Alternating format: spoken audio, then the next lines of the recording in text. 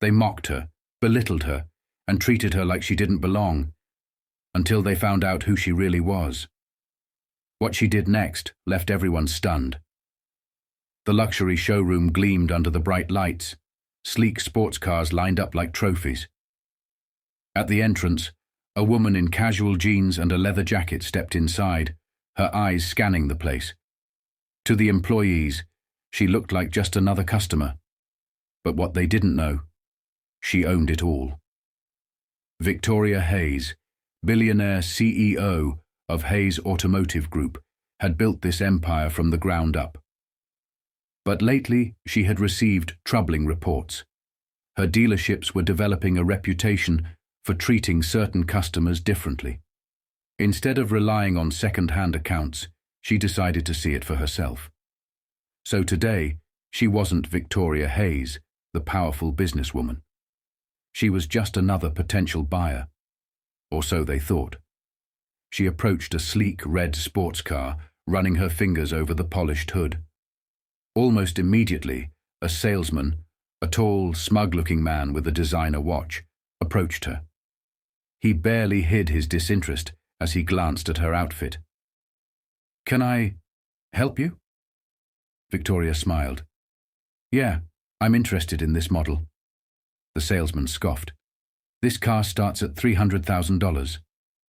His tone dripped with condescension. "Maybe you'd like to look at something more affordable?" Victoria raised an eyebrow. "I think I can handle the price."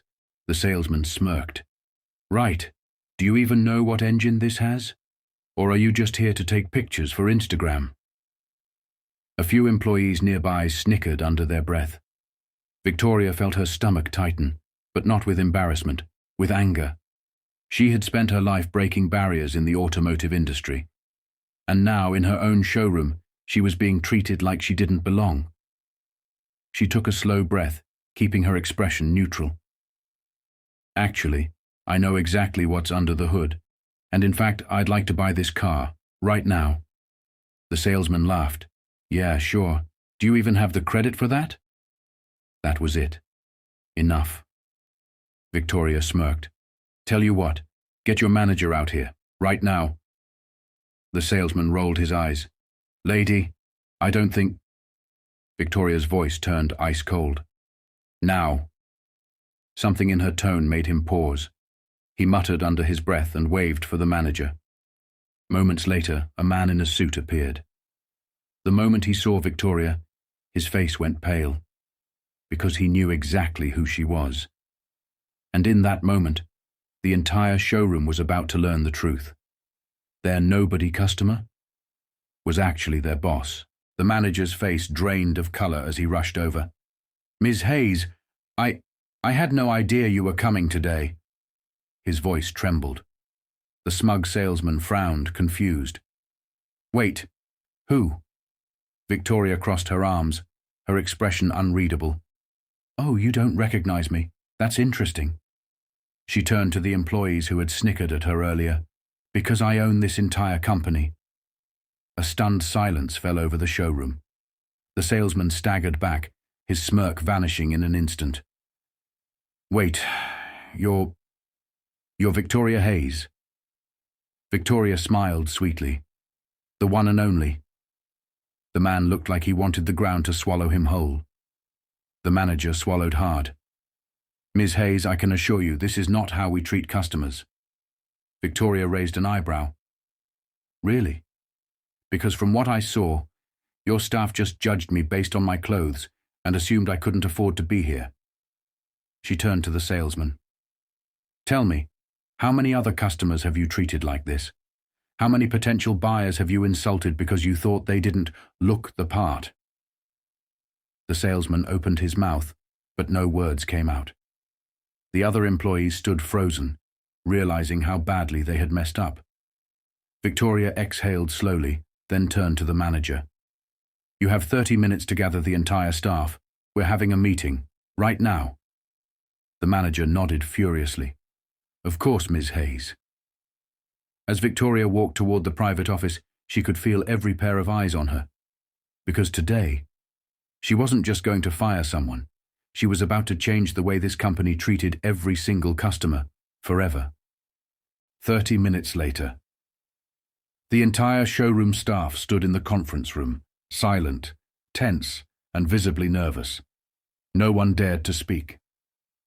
At the head of the room, Victoria stood with her arms crossed, staring down the very people who had judged her just an hour ago. The smug salesman, now pale and visibly sweating, fidgeted uncomfortably. The manager cleared his throat, forcing a smile. "Ms. Hayes, I just want to assure you, this was an isolated incident. It won't happen again." Victoria arched an eyebrow. "An isolated incident?" She stepped forward, letting her gaze drift over the employees. "How many of you have ever dismissed a customer based on how they looked?" No one answered. But their guilty expressions said everything. Victoria let the silence hang for a moment. Then she spoke, her voice firm, steady. "I built this company from nothing. I started as a mechanic, working my way up in an industry dominated by men. And do you know how many times people assumed I didn't belong? How many times they looked at me and thought I wasn't worth their time?" She paused, scanning the room. "And yet, here I am, running the very industry that tried to push me out." Some employees shifted uncomfortably. The weight of her words sank in. Victoria turned to the salesman. "You assumed I didn't belong here. You insulted me in my own business. But worse than that, you've probably done the same to real customers." His mouth opened, as if he wanted to defend himself. But one sharp glance from Victoria shut him up. She looked back at the manager. "I will not tolerate discrimination in any form. From this moment forward, our company will operate differently. New policies, new customer service standards, and mandatory retraining for every single one of you." The employees nodded quickly. Then Victoria turned to the salesman, her expression unreadable. "And as for you—" The room held its breath. He swallowed. "Miss Hayes, please. I didn't know." Victoria's gaze didn't waver. "You're fired." The room exploded in hushed gasps. The salesman's face crumbled. "Miss Hayes, pack your things." Her voice was ice cold. "And let this be a lesson to everyone else." Security stepped forward. The salesman hung his head and walked out in shame. Victoria exhaled, then turned back to the staff. "This company was built on excellence, and from now on, that starts with respect for every customer who walks through those doors." The employees nodded vigorously. Victoria straightened her jacket, her point made. Meeting dismissed. As she walked out of the conference room, the tension in the air was undeniable. She had just changed the rules of the game. And from this day forward, no customer would ever be treated as less than again. 1 month later, Victoria sat in her private office, reviewing the latest customer feedback reports. For the first time in years, they were overwhelmingly positive. Complaints about rude salespeople? Almost non-existent. Sales numbers? Up by 30%. Customer satisfaction ratings? Higher than they had ever been. A small smirk tugged at her lips. She had done exactly what she set out to do. A knock on the door pulled her from her thoughts. "Come in." The manager, the same one who had tried to cover for the salesman that day, stepped inside, looking nervous, but different, more humbled. "Ms. Hayes," he began, his voice careful. "I wanted to thank you." Victoria raised an eyebrow. "For what?" He swallowed. "For not firing all of us that day. For giving us a chance to do better." She studied him for a moment before leaning back in her chair. "People can change, but only if they want to." He nodded. "And we did. You made sure of that." Victoria exhaled, then gestured to the reports on her desk. "The results speak for themselves." The manager hesitated, then smiled. "You know, we've had customers come back just because they heard what you did that day. They respect you." Victoria smirked. "They should. I don't just sell cars. I run an empire." And an empire is only as strong as the people who serve it. The manager straightened, nodding. Understood, ma'am. As he left, Victoria turned back to the window, looking down at the bustling showroom below. A month ago, this place was full of arrogance, judgment, and lost sales. Now, it was thriving. Because respect wasn't just good ethics, it was good business. And as long as she was in charge, no customer would ever feel unworthy again. 1 year later, Victoria stood at the front of a massive conference hall, addressing thousands of employees from every branch of Hayes Automotive Group. Behind her, a massive screen displayed the company's latest milestone. Highest customer satisfaction rating in company history, 98.7%. The audience erupted into applause, but Victoria simply smiled, letting the moment sink in. A year ago, this company was heading in the wrong direction. Now it was setting a new industry standard. She stepped up to the microphone, her voice strong and steady. A year ago, I walked into one of my own showrooms, and what I saw shocked me. Customers being judged, dismissed, and disrespected, just because some employees assumed they didn't belong. The room went silent, every employee hanging on to her words. That day, I made a decision, not just to fire one bad employee, but to rebuild this company's culture from the ground up. She gestured toward the screen behind her. And this is the result. A company that doesn't just sell cars, but treats every customer with the respect they deserve. Another round of applause broke out. Victoria glanced toward the front row, where the manager from that infamous day now sat, nodding proudly. Over the past year, he had proven himself, becoming one of the company's top-performing executives. She smirked. People really could change, if given the chance. Taking a deep breath, she finished with one final statement. Let this be a lesson to every industry out there. Respect isn't just good ethics, it's the key to success. The crowd rose to their feet in a standing ovation. As Victoria stepped off the stage, she knew one thing for certain. Her company would never be the same again, and neither would the industry. 1 year later, Victoria stood at the front of a massive conference hall, addressing thousands of employees from every branch of Hayes Automotive Group. Behind her, a massive screen displayed the company's latest milestone.